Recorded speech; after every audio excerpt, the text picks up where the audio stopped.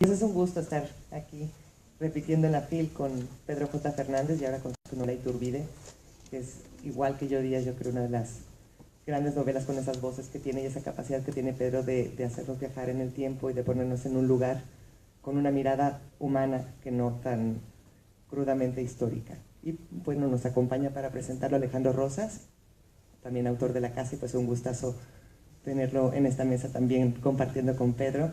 Parece que ya va siendo tradición. Luego Pedro me dice, bueno, pobre Alejandro, lo estamos aturdiendo siempre. Pero bueno, a mí me gusta también bastante la mancuerna que hacen ellos juntos. Y bueno, como saben, Alejandro es un gran divulgador de la historia y con nosotros también presentó una colección de libritos que si no se han acercado en el sello Taurus, pues los invito a que se acerquen. Así que bueno, pues ojalá que disfruten esta charla. Alejandro, te cedo la palabra. Gracias. Muy buenas tardes. Procuraremos ser muy divertidos y entretenidos para que no les pegue la hora del podcast. Qué bueno que nos pueden acompañar aquí.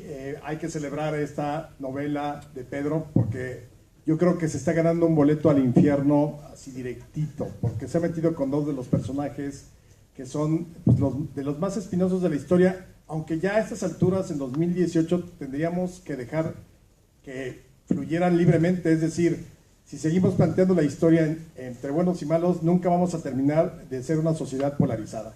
Hoy vemos que está polarizada por su vida, pero yo siempre he creído que desde el momento en que se polarizó la historia a través de la historia oficial, es decir, en la segunda mitad del siglo XX, a partir de ahí, cuando tiene uno que tomar un bando entre si es héroe o es villano, entonces ya ahí, como dirían, la puerca torció el rabo. Porque al final parecería una obviedad, pero los personajes, en este caso los dos personajes que ha manejado en sus novelas, las dos principales novelas, Pedro, Porfirio Díaz e Iturbide, finalmente son tan como fueron Madero, como fue Hidalgo, como fue Juárez. Entonces, plantearlos desde un infierno cívico o de un altar a la patria, creo que ahí ya empieza mal. Entonces, por eso yo creo que, bueno, por lo pronto sí creo que te estás ganando tu boleto al infierno cívico. Ahora, resulta paradójico que en todas las novelas los personajes históricos de Pedro se mueren. Perdón por el spoiler. Al final se mueren. Al final se mueren todos. Lo interesante también es que, por ejemplo, yo no voy a hablar propiamente del contenido de la novela porque quiero hacerle preguntas a Pedro, quiero que hablemos un poco más de historia.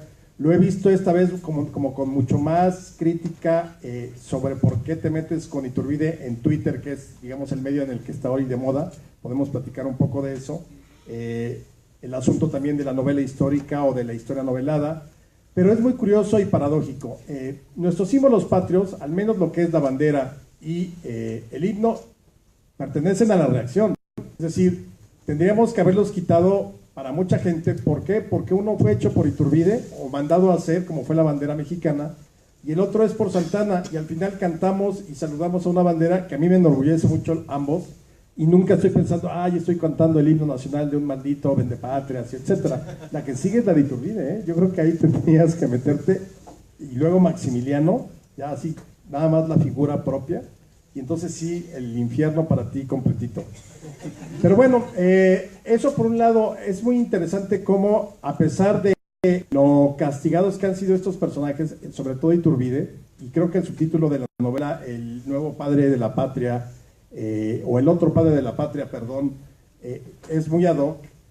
Fíjense, ahorita que estamos hablando de las transformaciones, la cuarta transformación que está a punto de iniciar ahora el 1 de diciembre, aunque al menos hay quienes ya dicen que inició desde julio y demás. Es curioso, pero la primera transformación realmente no es como nos la pintan, porque lo que inicia Hidalgo no es nada que ver, o no tiene nada que ver con lo que termina Iturbide.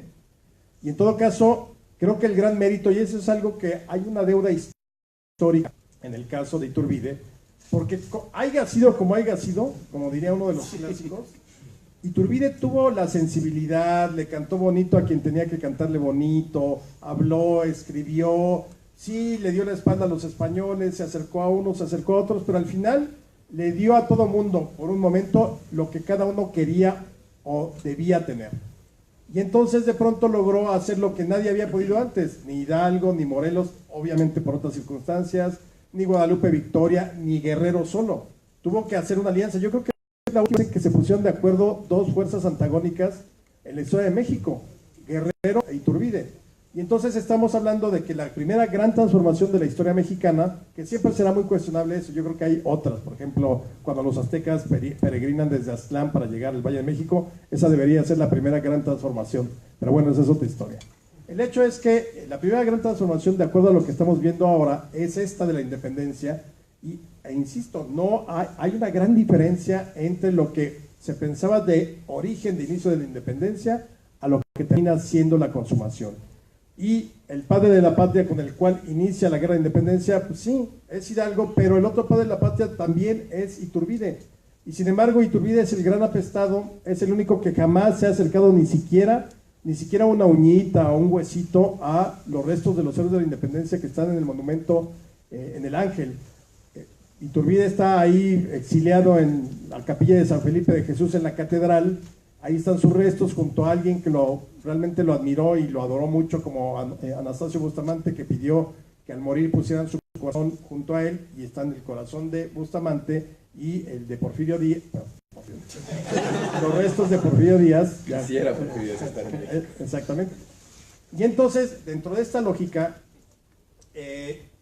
Pedro se aventura a contar una historia de un personaje que sí tiene muchas críticas, debe tenerlas, porque es alguien que persiguió insurgentes, es alguien de Morelos en los últimos años de la campaña de Morelos, luego deja el ejército, luego regresa, es decir, sí tiene claroscuros como todos, pero no creo que sea más o menos villano que otros. Y cuando hablamos de héroes y villanos, ya ese tipo de señalamientos, ese héroe, no, insisto, para mí, héroes son el Hombre de Hierro, el Capitán América, Hulk, Thor, esos son villanos, perdón, héroes. Los villanos, su contraparte, Thanos y demás. Nosotros lo que tenemos son protagonistas de la historia, y creo que sobre eso nos tendríamos que mover y liberarnos un mega striptease de prejuicios históricos, porque hoy seguimos peleando sobre personajes que se murieron hace 100, 200, 300 y hasta 500 años. Espérense tantito el próximo año que se cumplen los 500 del encuentro Cortés con Moctezuma, y ya verán lo que va a arder. Y luego en el 21 ya verán si hay festejo, debería ser por la fundación de la Ciudad de México después de la conquista. ¿Por qué? Porque estamos polarizados por una historia oficial que no ha terminado de deshacerse. Ahora, a mí me gustaría empezar a platicar contigo, Pedro. No quiero yo llevarme, sino más bien tú debes de platicar, porque es tu presentación. Nuevamente te enfrentas a la novela, que creo que esa ya la dominas con una facilidad que se nota ya el oficio y demás. Pero nuevamente te metes en los caminos que tú sabes que son muy peligrosos, no peligrosos, sino muy polémicos, porque seguramente tendrás lectores que te han de haber mentado la madre por tratar de retratar a Iturbide como en su momento a Porfirio Díaz. Entonces, por ahí me gustaría que empezáramos y luego te haré algunas otras preguntas para que platiquemos. Sí, lo que pasa es que me gusta ver el mundo arder. Entonces, estos personajes que están un poco satanizados, creo que es momento, sobre todo a Iturbide. Porfirio Díaz, que lo hice el año pasado, pues al menos es el gran dictador, el villano. Creo que no tuvimos... Creo que todos tuvimos un maestro de primaria que llegó a mentar la madre a Porfirio Díaz, pero Iturbide es el gran olvidado. Es decir, como a mí me enseñaron la historia, y como me imagino que a muchos de ustedes se les enseñaron aquí, es de repente en algún momento de finales de la independencia aparece este señor que se llama Iturbide, que viene hablando de unas 3 garantías, en medio se pone de acuerdo con Guerrero, se consigue la independencia, corte A, primera presidencia de Guadalupe Victoria. Y de repente te la historia de Iturbide y te horroriza pensar que están contando la historia de la independencia sin contar el final. O sea, nos han contado siempre una historia sin el final. Y en primera porque me encantan los villanos. Aunque no te gusta el término, pero me encantan los villanos. Y en segundo porque quería un personaje que de verdad me permitiera abordar la independencia por completo. Pues me fui sobre Iturbide. Porque, Hidalgo estuvo 1 año. Morelos estuvo 3, 4 años. Los personajes vienen, van, están un tiempo, son fusilados, se esconden, toman un indulto. Entonces, de los pocos personajes que te permite contar una guerra de 11 años, una guerra civil, pues está Iturbide. Y además es un personaje principal. Entonces, a partir de ahí es donde decidí escribir esta novela. Oye, yo noto como una cierta proclividad, sobre todo porque tu novela gira en buena medida alrededor de la famosa carta, que es preciosa. Hay una carta de Iturbide que le escribe a su hijo cuando él decide regresar a México estando en el exilio. La carta es preciosa, o sea, realmente te das cuenta de que ahí los personajes no nada tienen que ver como nos los pintó la historia oficial o cualquier tipo de historia, sino es el ser humano que seguramente por lo que él va escribiendo te das cuenta que quizás sabe hacia dónde va y cuál es el destino que le espera. ¿Por qué decidiste tomar esa carta como un eje importante? Yo sé que este año fue difícil, o el año pasado para ti, por muchas circunstancias. Yo no sé si de pronto encontraste ahí, o hay algunos apuntes autobiográficos que pudiste de pronto mezclarnos o filtrarnos. Sí, justamente es la primera novela que escribo desde que se murió mi papá. Y justamente me encontré desde el principio de la investigación con esta carta. Cuando está en el exilio Iturbide y decide regresar a México con la excusa, razón, circunstancia de avisar que va a haber un intento de reconquista, le escribo una carta que me parece muy humana. Es probablemente el lado más humano que tiene Iturbide, y la carta está justamente en el libro.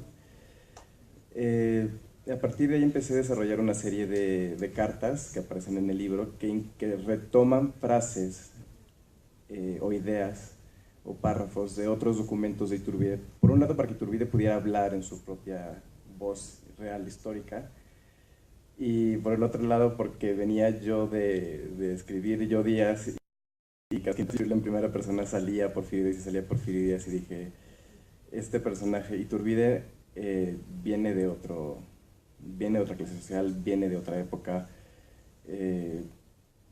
Porfirio Díaz era un hombre de clase media baja, de Oaxaca, e Iturbide era un hombre rico, relativamente de Valladolid. Entonces, para hacer esa diferenciación, escribí parte de la novela en tercera persona y parte en primera persona, apoyándome mucho en el video.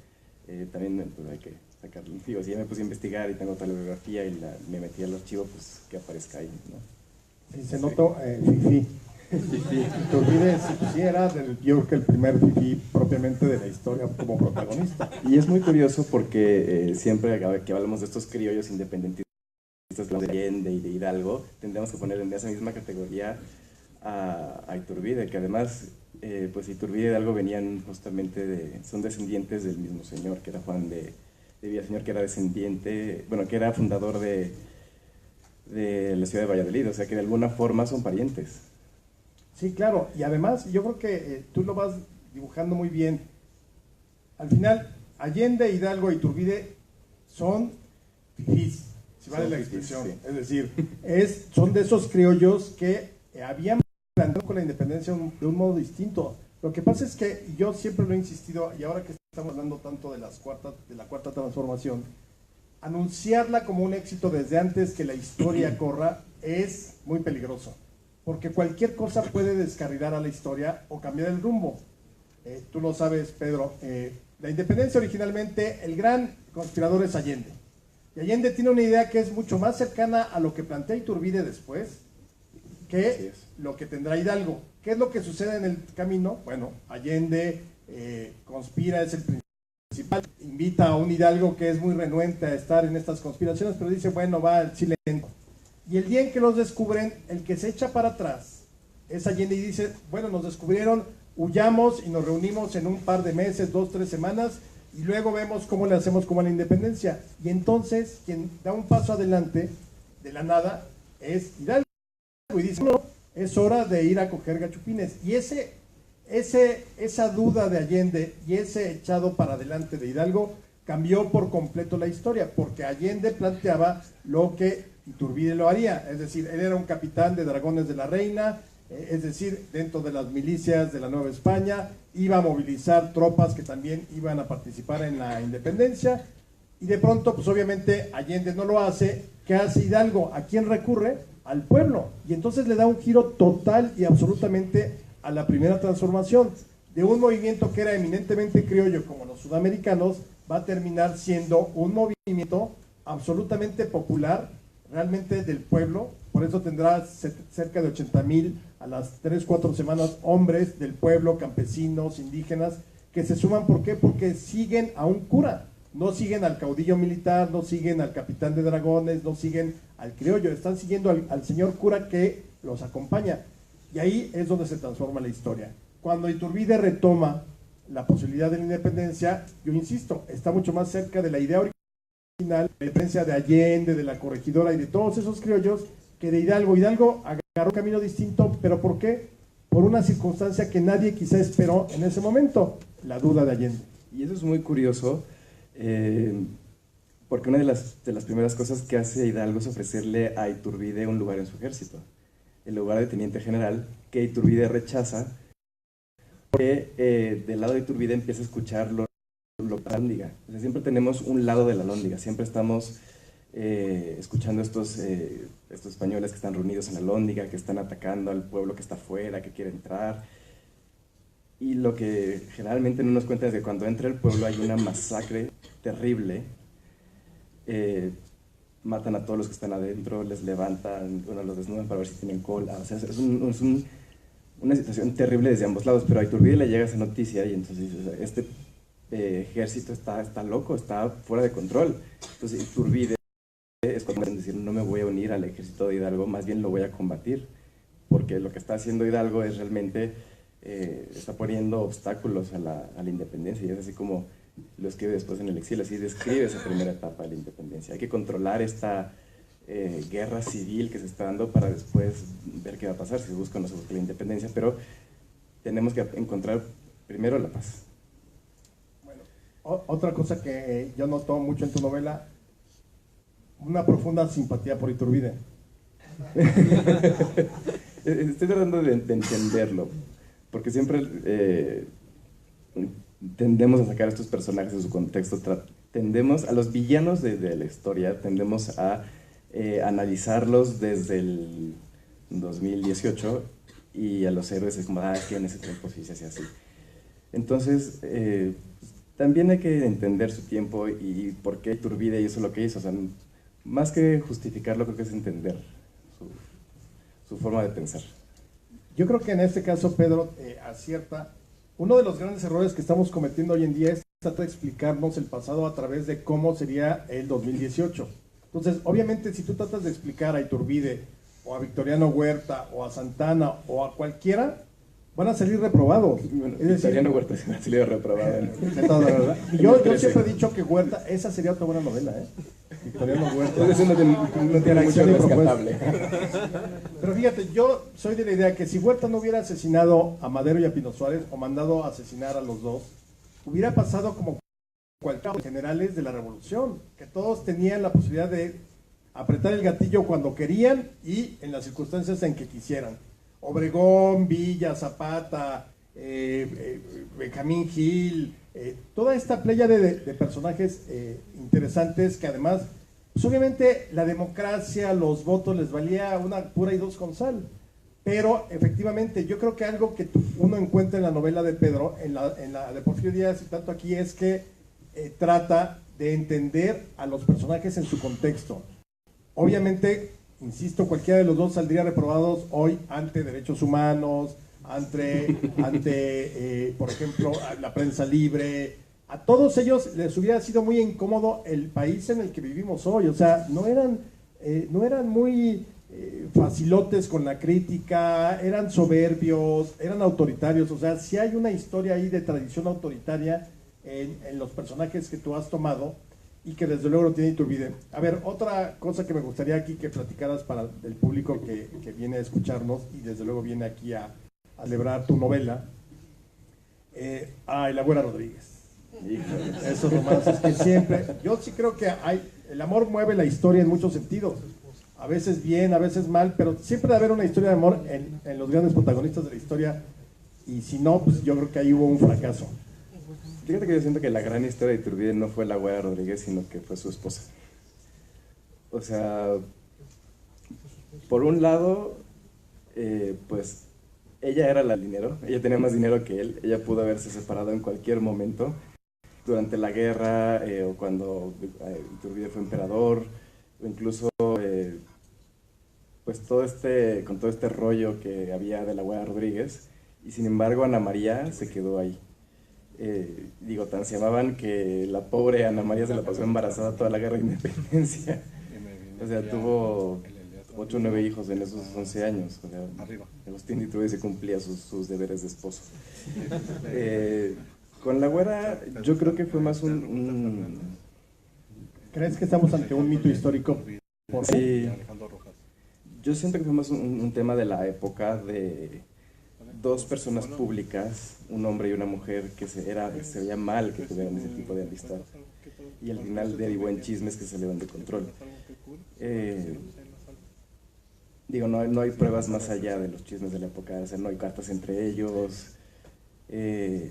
Después del desfile de independencia, donde Agustín de Iturbide baila a su balcón y le deja una flor, parece que la relación se rompe, o sea, no siguen viéndose. Entonces, para mí es un chisme justamente del final de la independencia. Claro, es un poco como el de el de Allende con la corregidora. Algo así. O sea, tienen 40 años. Claro. Sí, es que es una época tan mocha, tan religiosa, que de repente esos hombres no entendían cómo un hombre y una mujer tan públicos podían tener gran amistad o podían verse en privado.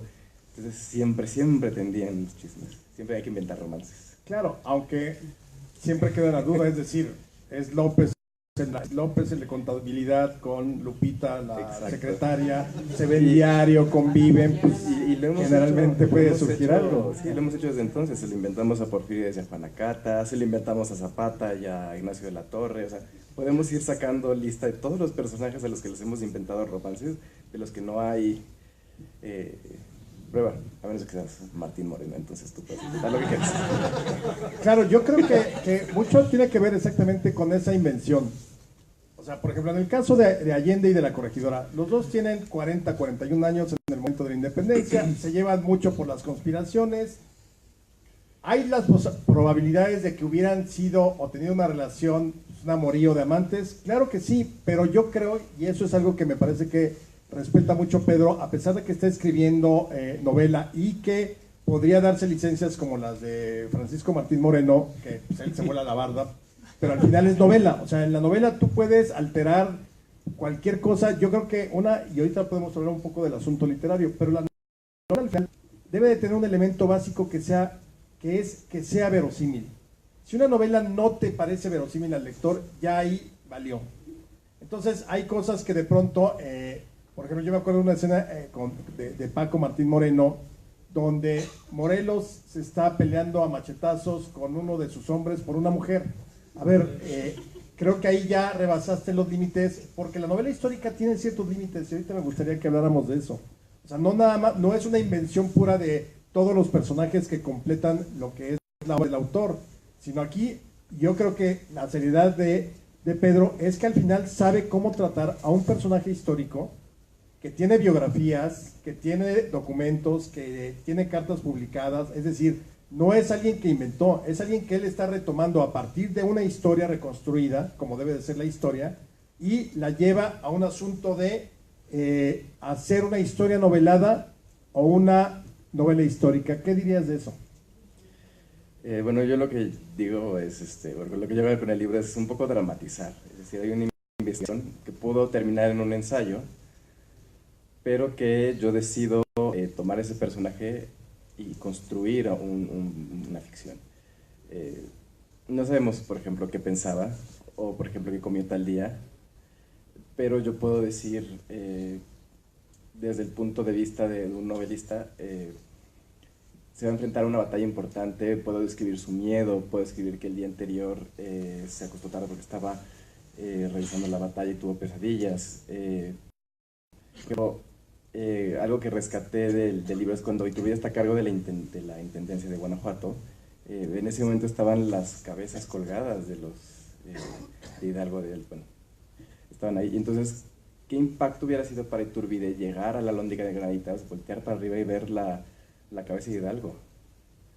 O sea, son cosas que no sabemos qué es lo que pensó, pero yo me puedo dar no sé si el lujo, pero de decir, son situaciones normales que él tuvo que haber vivido. Este día a su esposa, este mecanismo de pensamiento, es decir, no estoy ante una guerra normal, porque hay que tomar en cuenta que hasta ese entonces las guerras prácticamente habían sido un ejército contra otro, y de repente están en una guerra de guerrillas donde Iturbide tiene que cambiar su forma de pensar, su forma de hacer la guerra, y tiene que adaptarse rápido porque si no, pues le comen el mandado. Y en eso Iturbide fue un militar uno de los militares más destacados de la independencia. Entonces son formas de bajar al personaje a ser un ser humano de carne y hueso. Es como el hada azul. O sea, agarro un personaje de madera, en este caso una monografía de papelería, y yo tengo que hacerle un personaje de carne y hueso, y para eso tengo que saber qué pensaba, qué sentía, cuál es la relación con todos. Y si no está en el archivo, si no lo encuentro en un ensayo, pues yo tengo que decir, construí este personaje, yo tengo que, de acuerdo a la psicología que construye el personaje, aclarar esos puntos faltantes. El novelista sí se puede dar el lujo de llenar esos huecos que el ensayista no. Entonces, también está el drama. O sea, siempre te va a cautivar mucho más el romance, el drama, la guerra de una novela que de un ensayo. ¿Por qué, si tú dices que él siempre estuvo más cerca de su esposa, pudo más la ambición cuando regresa? ¿Por qué la deja? La deja embarazada, o sea, regresa con ella en el barco. Ella viene embarazada de como el 18,000 hijos. ¿No? ¿Cuántos días llevaba? Creo que era el 11º o el 12º. Sí, o sea. Sí. Pero al final, él sabe que viene quizá a perder la vida.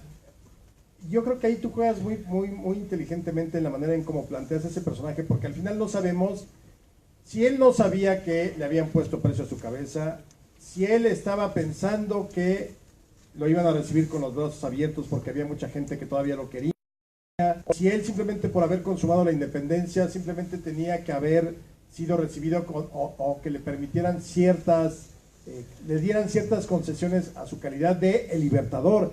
Es que imagínense por un momento, yo lo he planteado en algunos otros foros. ¿Ustedes se imaginan, por ejemplo, una sesión donde los diputados norteamericanos pensando así echándose sus chelas, ¿no? Entonces de repente, oye, ¿cómo ven si matamos a Washington? Porque me cae mal. Y otro por ahí, no, yo prefiero a Franklin, que ese invento de que la cometa y una llavecita y anda en las tormentas. No, pero ¿sabes qué? Mejor vamos a echarnos a Jefferson. Y aquí, pues, obviamente eso no sucedió en Estados Unidos porque todos ellos son sus padres fundadores. Y aquí yo digo que cargamos una maldición que quién sabe cuándo la vamos a poder eliminar. Porque ya el México independiente fusiló a los dos libertadores. O sea, la clase política de entonces fusiló a Iturbide primero y luego fusiló a Guerrero. Podrían decirme, bueno, pero también fusilaron a Allende y a Aldama y a Morelos. No, quienes fusilaron a Allende, Aldama, Morelos y a los demás fue la corona española, porque obviamente Hidalgo y demás eran enemigos del régimen, y en ese tiempo se acostumbraba que un enemigo del régimen tenía que ser sacrificado o fusilado. Entonces no es lo mismo, aquí ya era el México independiente, de un México que nace por la condición de estos dos personajes que al final limaron las perezas, se pusieron de acuerdo y consumaron la independencia. Sí, es que esos diputados que además tenían ya fricciones con Iturbide, porque cuando Iturbide era emperador y estaba el Congreso, era un Congreso constituyente, tenían la labor de hacer una constitución y en un año no escribieron una sola línea. Y entonces Iturbide quiso disolver el Congreso, que fue uno de sus grandes errores, y pues ya el Congreso estaba en contra de Iturbide. Ya ven que los diputados han mejorado desde entonces. Hombre. Yo noto algunos momentos que marcas que yo creo que igual sí, pero a un Iturbide que se sabe protagonista histórico. Sí. Yo creo que eso es más allá, no nada más de la investigación histórica, sino en tu planteamiento, ¿crees que realmente se veía a sí mismo? Yo creo que sí se veía como un protagonista de la historia. Cuando lees su manifiesto al mundo, está claro que él sabe que ya él cambió la historia ¿cómo se llamaba? De la patria, que él marca un antes y un después en México. También se lee en su carta de renuncia muy al estilo de Porfirio Díaz de yo no sé por qué me corren, de fingir demencia. Entonces, yo creo que él sí se sabía protagonista, y parte de este manifiesto al mundo es contrarrestar ya los rumores que había en su contra, sobre todo de un señor que se llama Vicente Rocafuerte, que era ni mexicano era, y además escribió el bosquejo ligerísimo de la revolución en América Septentrional o algo así, que es donde empieza a inventar esta leyenda negra de Iturbide. De hecho, en sus presentaciones, en su bosquejo ligerísimo, de repente se le ocurre describir así a Iturbide. Iturbide todavía está vivo.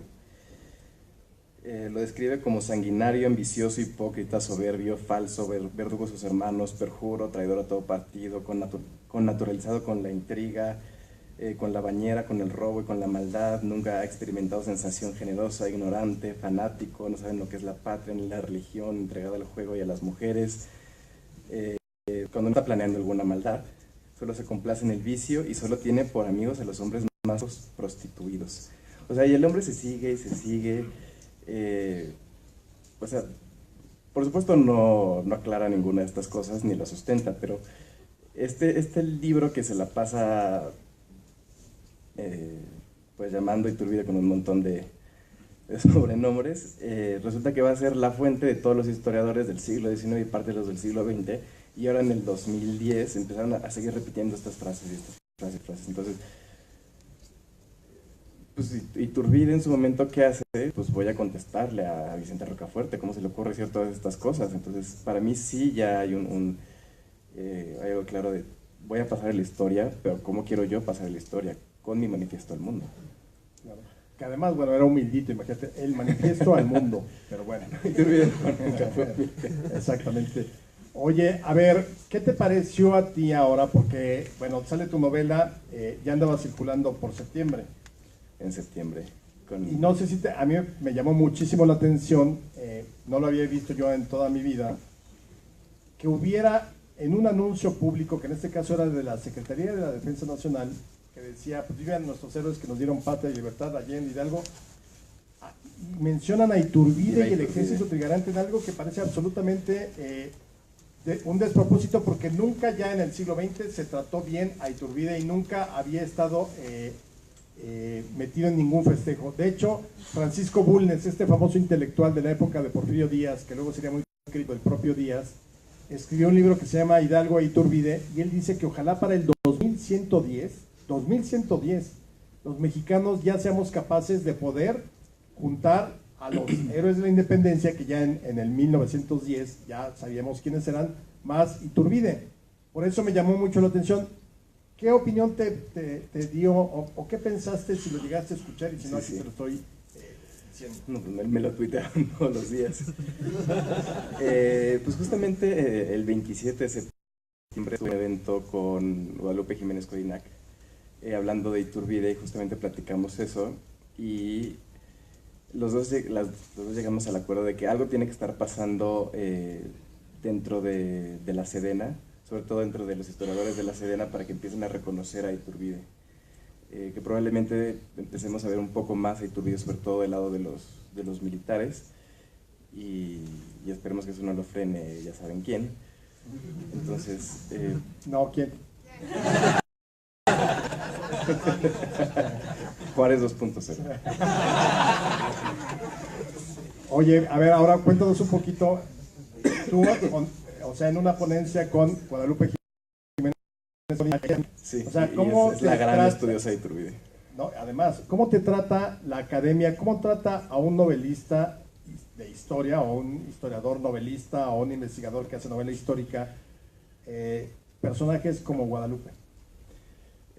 Bastante bien. Había oído del libro, se lo regalé ese día, antes leyó unos párrafos. Me dijo que le gustaba mucho, que es importante hacer estos trabajos, sobre todo porque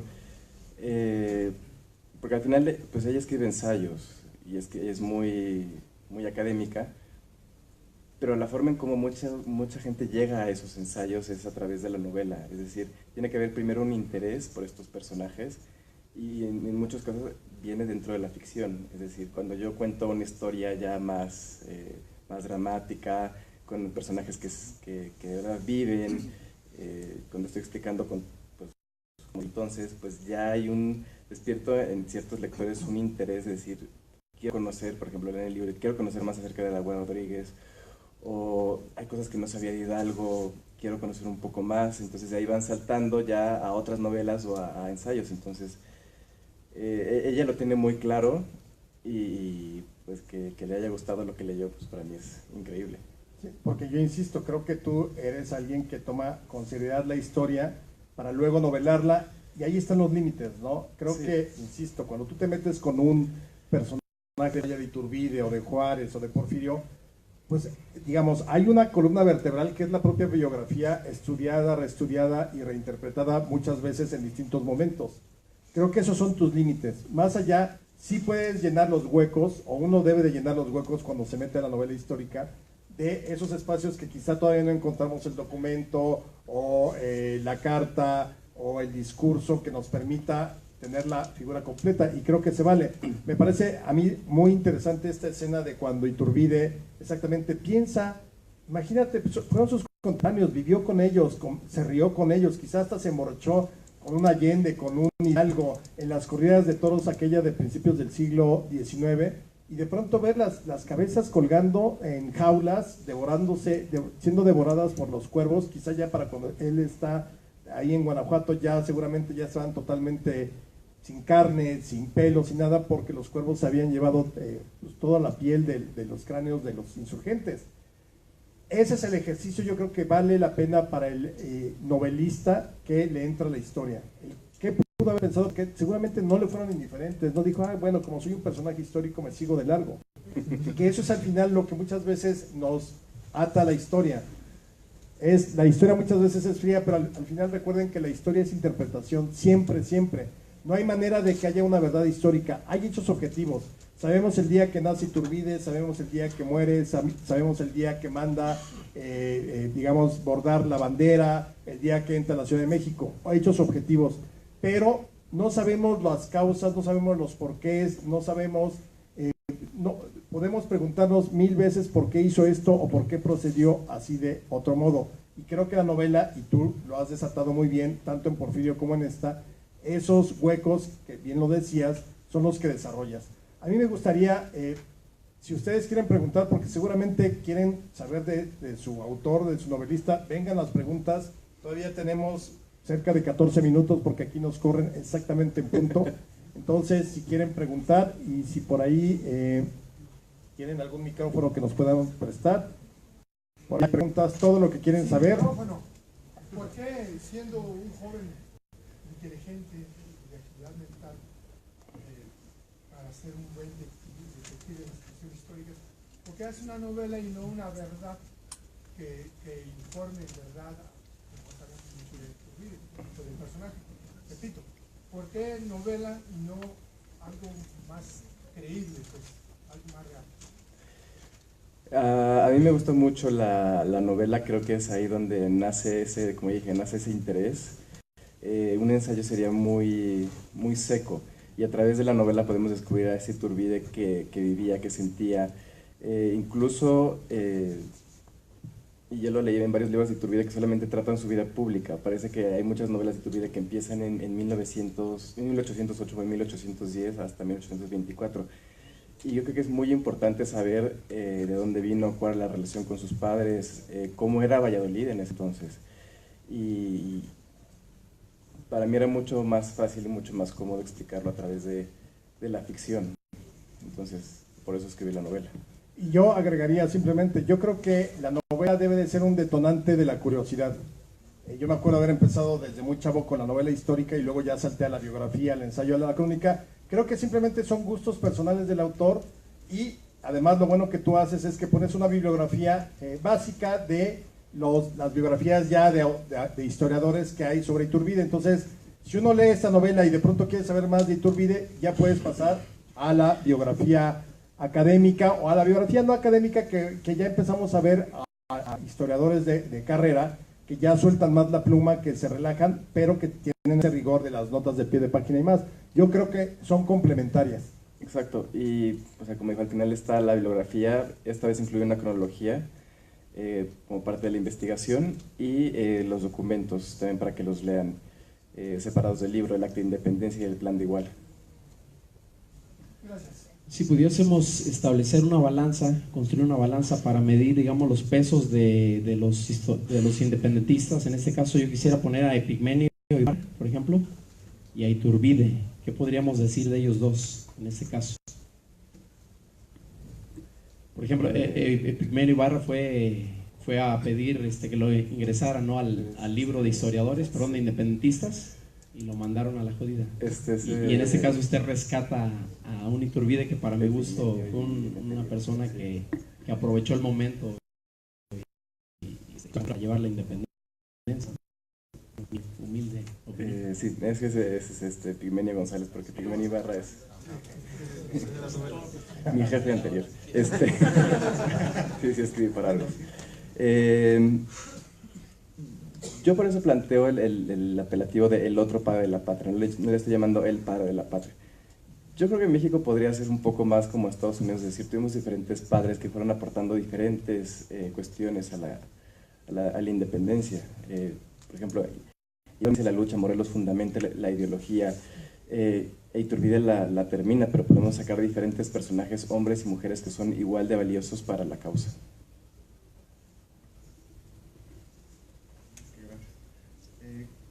Una pregunta para Alejandro Rosas, no sé si es fuera de contexto, pero una vez escuché que su hijo le iba a poner Porfirio. ¿Es por Porfirio Díaz y cuál sería la razón? Es la curiosidad nada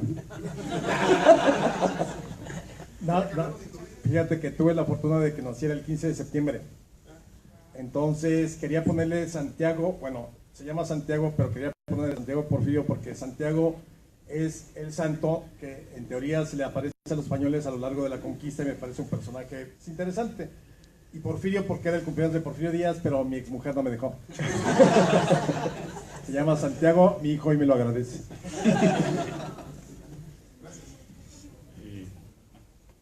Más que una pregunta, es un comentario. Antes, una felicitación por este gran trabajo. Gracias. Yo soy oriundo de Morelia, Michoacán, y estoy un poco en desacuerdo con Alejandro Rosas en cuestión de que si es villano o héroe. Más que nada yo siento que fue un personaje borrado o intentado ser borrado, porque ahí en Morelia, solamente por ir al archivo es que supe dónde vivía, porque no hay placa. Está una tienda de calzones inclusive dividida y es en el centro. O sea, allá en Morelia, donde él nació, es muy desconocido realmente.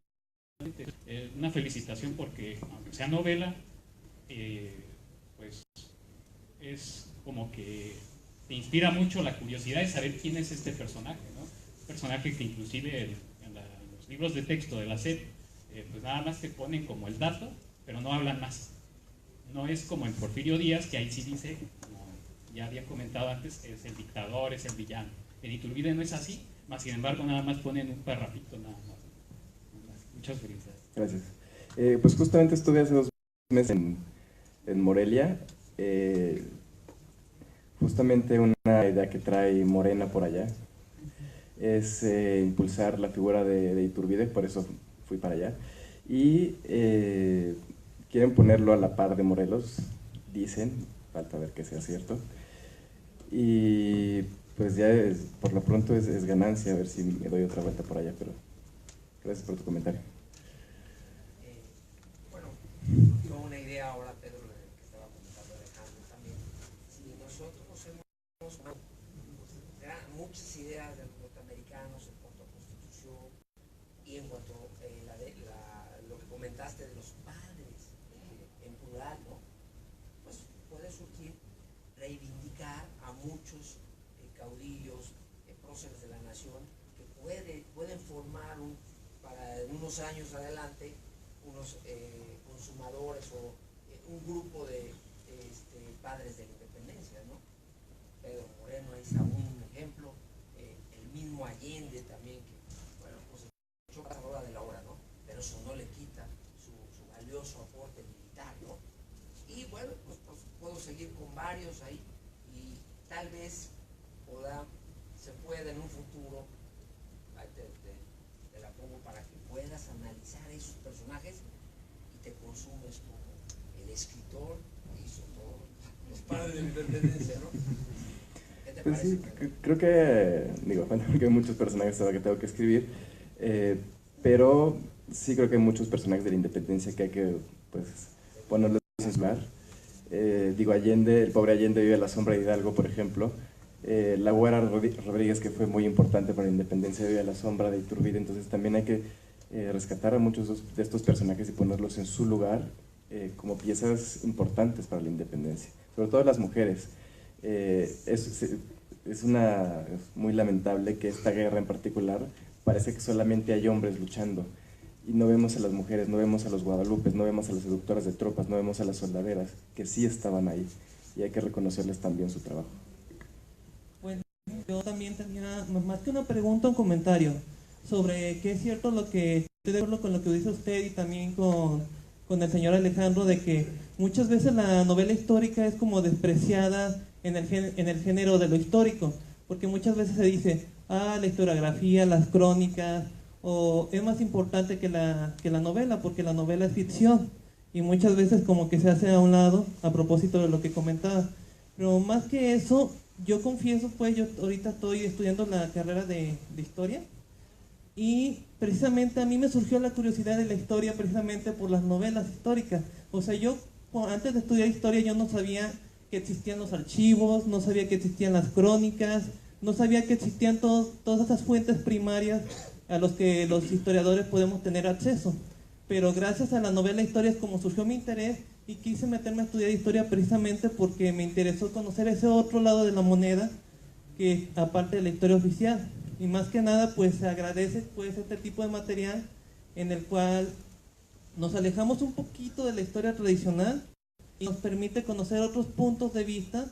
Y como dice usted, no hay buenos ni villanos, pues solamente hay personajes de carne y hueso que tuvieron sus defectos, sus virtudes, pero al fin de cuentas fueron humanos. Bueno, eso es más que nada mi comentario, y darle las gracias por estas dos novelas, pues. Es que yo nada más me gustaría agregar que yo sería de la idea, así como una propuesta, deberíamos dejar de llamarlos, volver a hablarles por su nombre, es decir, Miguel Hidalgo, no el padre de la patria, no el apóstol de la democracia, no el Benito de las Américas. O sea, creo que eso nos aleja, y yo insisto, al final todos estos personajes fueron tan humanos como nosotros, y quizá lo único que los diferencia, que no es poco, es que se atrevieron a dar un paso que quizá el común de su generación nunca se lo hubiera dado, y eso los hace diferentes, los hace grandes. Pero ya de ahí a esta magnificación que se hace de ellos, claro, es parte de la identidad, es parte de muchos otros elementos que quizá tienen que ver más con lo sociológico, con la patria y demás, no necesariamente con la propia historia. Pero yo me siento más cuando, por ejemplo, puedo escribir y entonces Benito hizo, ¿no? Don Benito Juárez, ¿no? Don Venustiano Carranza. Yo cuando hablo de Carranza le pongo, pues Don Venus quería hacer, ¿no? O sea, digo, si al líder del sindicato de músicos Venus Rey le decían Don Venus, ¿por qué no a Carranza? A Emiliano Zapata seguramente le decían Miliano, las hermanas llamaban Miliano. Digo, no a esos niveles de confianza, porque sí todavía hay niveles, digamos. Pero sí, Emiliano Zapata es Emiliano, es Francisco Villa, Pancho Madero. O sea, es de la democracia, que ya le llamaban así desde su época. Creo que es mejor, o Don Panchito, como mucha gente le llamó, o Pancho Madero, como también le llamaban otros personajes, ¿no? Pregunta veloz, pero si no va a firmar en el stand. Entonces, si quedan preguntas pendientes en el stand mientras firma, contesta. Muchas gracias, Pedro. Como siempre, muchas felicidades por tus libros. Sabes que siempre he estado ahí pendiente de los libros. Primero, es un comentario para felicitarte por la novela histórica, siendo yo un seguidor de la historia a título personal. Pero también es una pregunta, a lo mejor incómoda. ¿Cuál es tu trabajo? Ya tocaste la independencia, ya tocaste la revolución con Porfirio. hay planes de tocar el Segundo Imperio. Y a los panelistas, obviamente, siendo, no me voy a meter en temas políticos, voy a decir, en este nuevo periodo de vida nacional, no voy a hablar de transformaciones ni mucho menos, la responsabilidad nacional y patriótica que tienen todos aquellos encargados de la literatura y en particular la historia, para no solamente reafirmar ese amor a la nación y a la patria, como para recordarle a los mexicanos que la patria es nuestra y no es de un presidente de la República. ¿Cómo verían ustedes ese punto desde el punto de vista como escritores? Gracias.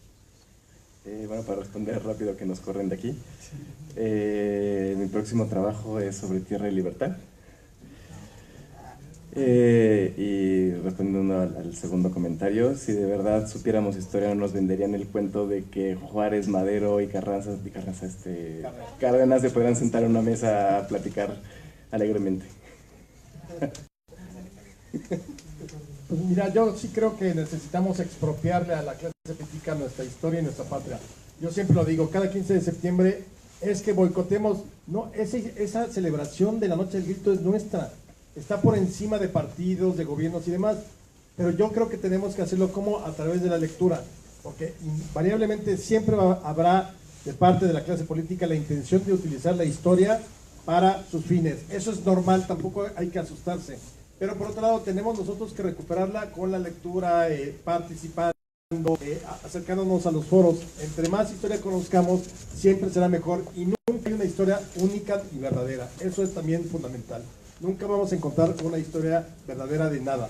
Así que hay que estarnos cuestionando como nos cuestionamos el día a día en la política nacional. Muchas gracias por su atención. Va a firmar Pedro en el stand de Random. En Penguin Random House. Así que allá nos vemos. Gracias.